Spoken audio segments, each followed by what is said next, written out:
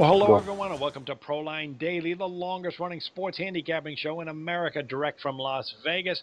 I'm John Cranton, joined by Jim Feist. Going to take a look at some baseball and NBA action. We got everything going on, including the NHL playoffs. Jim, 85-52 NBA run. You cashed with the Chicago Bulls yesterday. Yeah, it was sweet. The NBA of you're going from the sort of the outhouse to the penthouse when you go from the regular season to the playoffs. You actually see some fantastic basketball, and you see these teams actually trying to win, as opposed to trying to rest. It was great. Good weekend. 5-1 NHL weekend as well, including 3-0 on Saturday. Number one on multiple websites in NHL. NHL playoff game of the year tonight at jimfeist.com for $25, along with an NBA TV showdown. I also have a Monday special, play through the end of April, for $14. That's right, that's $1 a day, $1 per day. Just call Vegas Sports Masters 888, that's 888-777-4155. All right, we have our poll question of the week. This is how you can get involved. You can comment or vote on Twitter at Jim Feist Sports or Twitter at Dave Koken. We asked, after the first weekend of NBA matchups, what is the first-round team that's most likely to pull the upset in the Eastern Conference? Jim, what are the results? The results said 54% feel like the Milwaukee Bucks, can pull the upset, 28% on the Bulls, 10% on the Pacers, and 8% on the Hawks. I understand that concept. I mean, the way the Milwaukee, of course, played that first game, total domination. But I see it a little bit more equal. My vote would be about equal. The Bucks have a chance and the Bulls. And I'd lean a little bit more to the Bulls, and I'll tell you why. Isaiah, of course, had the terrible tragedy with his sister being killed in a car accident, but that really doesn't play into this. Now, he could have, of course, opt out of playing game 2 because of that family situation, but I don't see that happening. But if he did, of course, would bend this even more so towards the Bulls. The Bulls have a great tendency, a great ability. They don't shoot the ball super well, but they do crash the boards. Their offensive rebounding is exceptional, and they have the length and the energy to out-rebound Boston, I think, on a consistent basis. And when you talk about Isaiah, you are dealing with someone that's 5'8", 5'9". He's an exceptional athlete, great basketball player. None of us would want to guard him. That's for darn sure. He's unguardable. But he's a defensive liability being that size. So, and the Bulls guards, and along with Jimmy Butler, have size, and they can take advantage of him. So on the defensive side, he's better off on the bench. On the offensive side, he definitely is an asset. So I think the Bulls have a great chance of upsetting the Celtics going forward.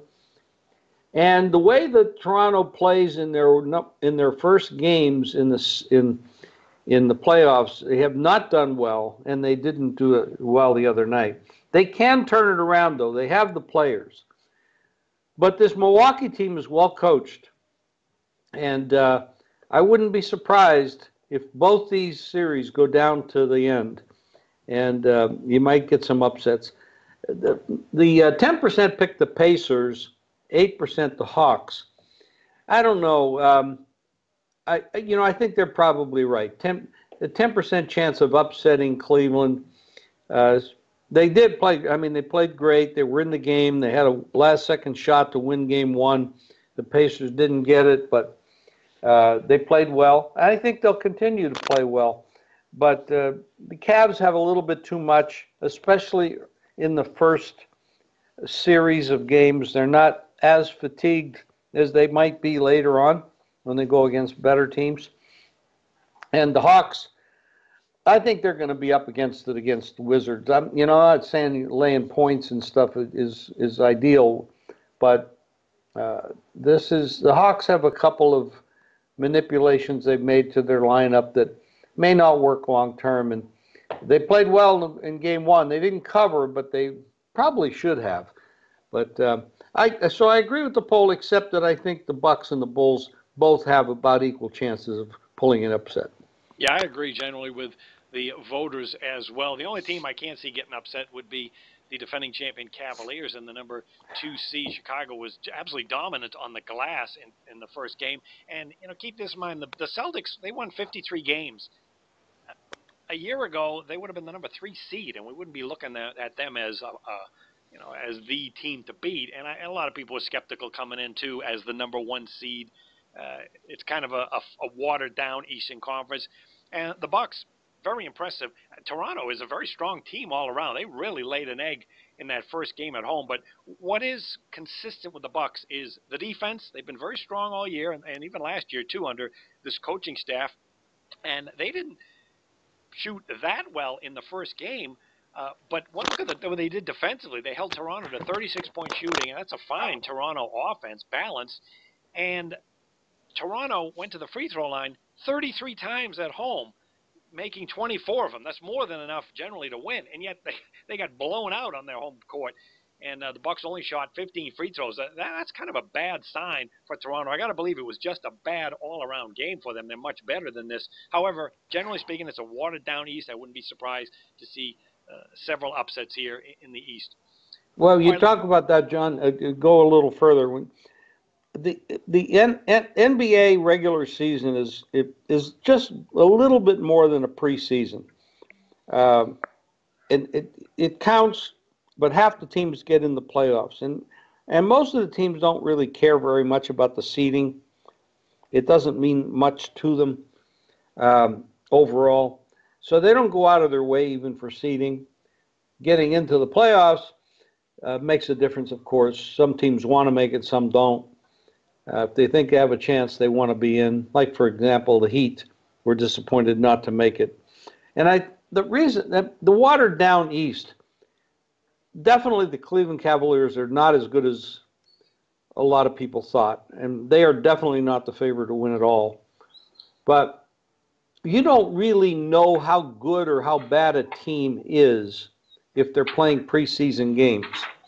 Now, that's generally the case when you talk about football, NFL football preseason. Many times a team will go 0-4 and then play really well, or they'll go 4-0 and play really poorly. So you don't really know. So you come into the playoffs and you have a number 1 seed in Boston, you have a number 8 seed in Chicago, and the 8 looks as good. So that's how you're not getting a clear picture coming into the playoffs why so many of the road teams actually won and or covered in the first round, game 1 in these first 8 games. So I think you're going to see more of that. You'll see some line adjustment, of course, things like that. But that's the reason I think you're getting a little bit of this skew towards the dog and the road team, because the home teams, who are the higher seeds, are not as good as people thought, and the road teams, who are the lower seeds, are not as bad as people thought. Yeah, that's right. And the Milwaukee Bucks coming into this series were plus 320 to win the series, and the Bulls, too, plus 400. And here they are, both up 1-0 after the first game. Another one series out west, let's take a look at that. The Memphis Grizzlies were plus 700 to upset the Spurs, and they played a good first quarter, and then totally dominated by San Antonio the rest of the way in a blowout. And then we got, a double-digit line here for game 2? Normally after a team wins game 1, the line will skew towards the losing team, thinking that they're going to come back with more energy because they're down 0-1.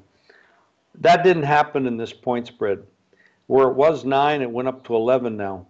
So what the odds makers are saying is they don't see a competitive balance here between Memphis and the Spurs. I agree. There's a 20 game difference in how many games they won throughout the year. the Spurs are definitely the better team. They have better talent.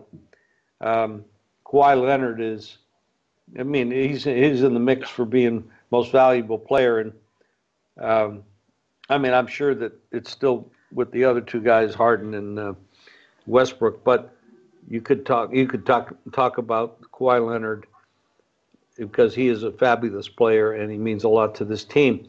But the first quarter was aberrational for Memphis. They scored a lot, pushed the game to go over the total.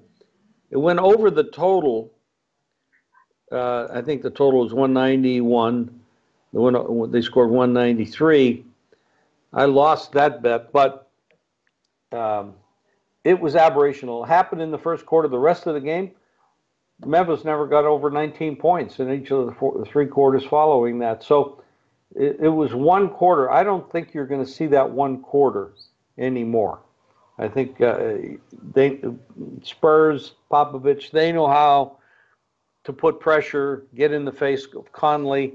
That slows it down, cuts off the passing lanes, and Gasol's not going to have that open lane to the basket and hit his jumper, and et cetera, et cetera. So you're going to see it. That's why the line is 188 at this point. So interesting, but you learn after watching these teams, and I watched every minute. And some of the games I watched the replay of them. Yeah, that's a good point. You just look at the overall stats of Memphis, and you might say, well, this is a good team you want in the playoffs. Number 3 in the NBA in points allowed, number 6 in field goal shooting defense. They got the power front court. They can kind of rub bodies with everybody, which you need against San Antonio. On the other hand, you mentioned it. There's a 20-game difference as far as wins, pretty much. Well, actually, yeah, counting the playoffs, it's exactly 20 games between these teams. It's an enormous difference, and we saw the better team just run away with it at home. So Memphis is in bounce-back mode. The way I look at tonight is really the coaching point counterpoint, because what the Spurs did is they attacked Mike Conley, played the physical game, got him out of his rhythm. He was off his game, 5 of 14 shooting.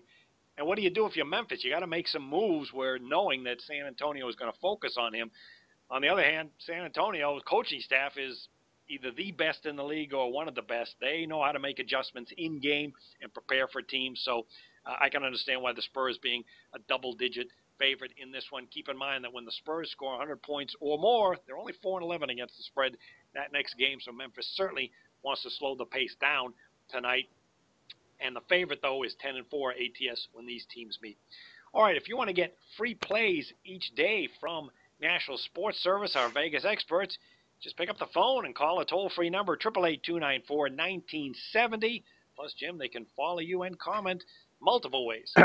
On Twitter, Facebook, Instagram at Jim Fice Sports. Sign up for 30 days of baseball for $4.99. Now at JimFice.com. Last year, we won almost $5,000 for a $100 player. We're going to do it again this year.